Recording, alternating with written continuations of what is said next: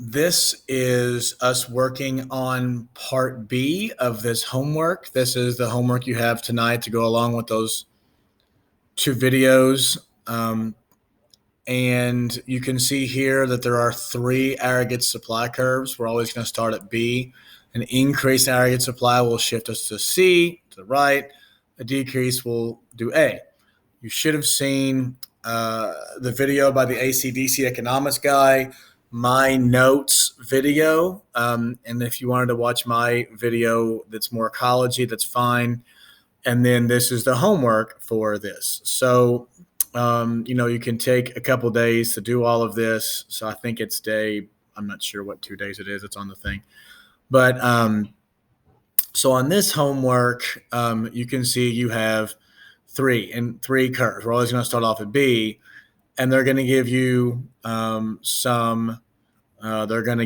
some situations, and you got to figure out, is there going to be a change in supply? When they say SRAS, they mean short run aggregate supply. We'll get in the long run later, but will there be a change in aggregate supply or not? Now, I will tell you there are two on this. They're actually aggregate demand changes, not aggregate supply changes. So you would just put no change here and no new curve. But we'll do A together, okay? So you can see that unions grow more aggressive and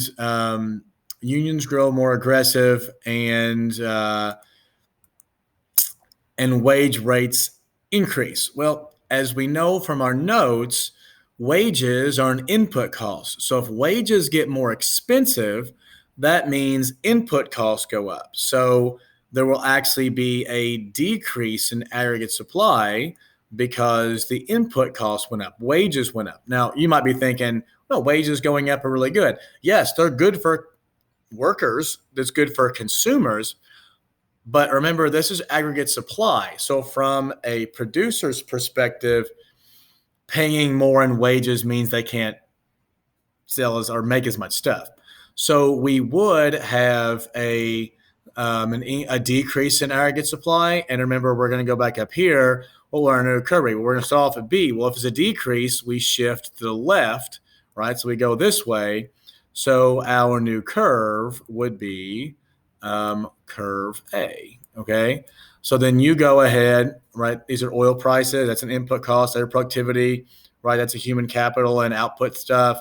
Natural gas discoveries, input costs. All of these things will go along and be one of the reasons why supply curves shift, except for two of them, which will be AD changes, okay?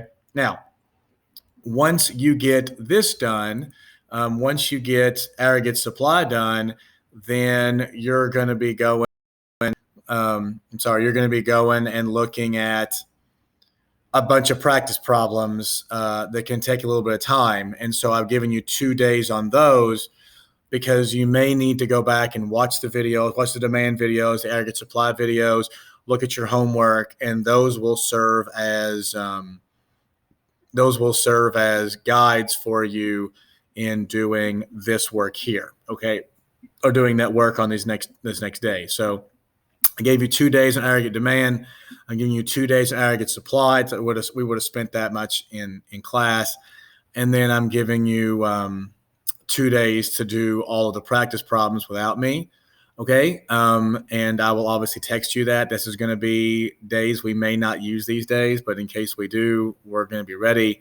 So, and if we're back in school, then you can just watch these videos for help. So anywho, that is that. And I will see you next when we start talking about, I'll help you with the homework for the next couple days. I'll give you 1 or 2 little pointers on that. And then I'm going to teach you about multipliers, which is a little bit more complex. And I'll give you several videos to look at, some of mine, some of some other people, so you can get a good feel for that before you start doing some work.